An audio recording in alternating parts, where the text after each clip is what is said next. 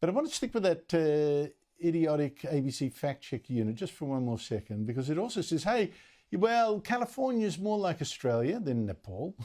And look, last week, California ran on more than 100% renewables, wind, water, solar power for 10 out of the last 11 days.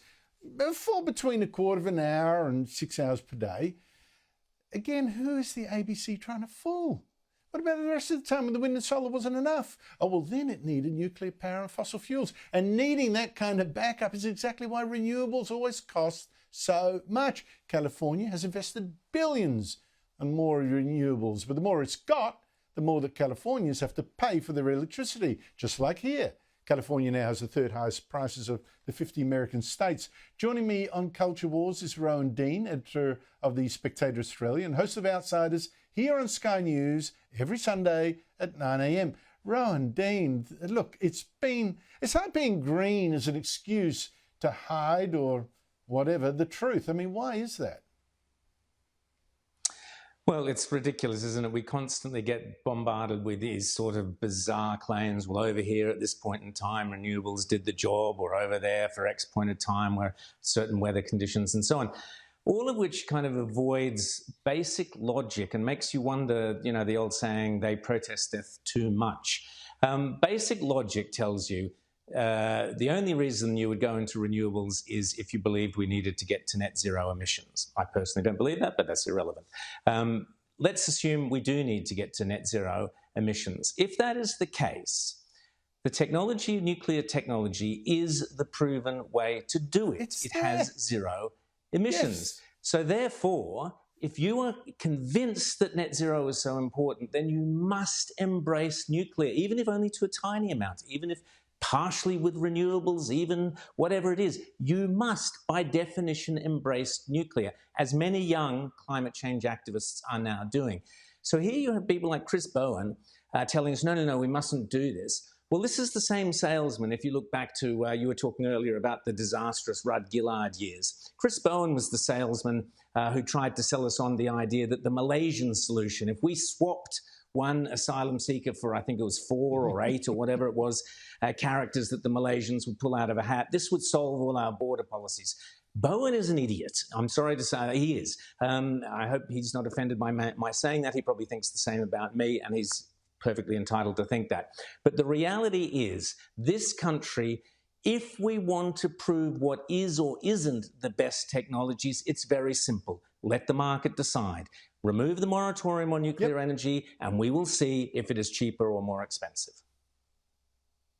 I know. I mean, why ban it? If it turns out someone can do it cheaper, why would the government be against it? I think there's something else going on here. I think they're all feeling their Peter Garrett vibes, their Midnight Oil vibes. They remember rocking to anti-nuclear music 30 or 40 years ago. They don't want to lose it. They don't want to say they were wrong. But talking about spin, Rowan, this seems like a constant fact-checking program tonight. Billionaire Andrew Forrest, he's in China, and he's lecturing us from there to stop thinking that China's a threat. Russia's a much bigger one, he says. From China, there is, and I quote, not a quiver of military hostility, which is only true if you ignore the president telling his army to prepare for war, increasing his military spending budget by more than 7% just in the last year, attacking Filipino supply ships and seas that China is trying to steal for itself, threatening to invade Taiwan, and on and on and on. Rowan, when Andrew Forrest tells us China is not a threat, shouldn't he also disclose that, in fact, nearly 90% of the iron ore his company ships overseas that makes him billions is bought by China? Yes, and how much of that iron ore goes on building weapons and boats and so on? I would love to know. Look, again, I say, look at the sales. Look at the salesperson before you look at the pitch. And the salesperson here lives in fantasy land. He's been trying to sell us on the idea of green hydrogen for some time now, and I wait with bated breath that perhaps it will happen, but there's no signs of, there's no green shoots for green hydrogen, as it were. So this guy lives in a fantasy land. He's kidding himself. The bottom line with communism is that all communism is dangerous and is a threat.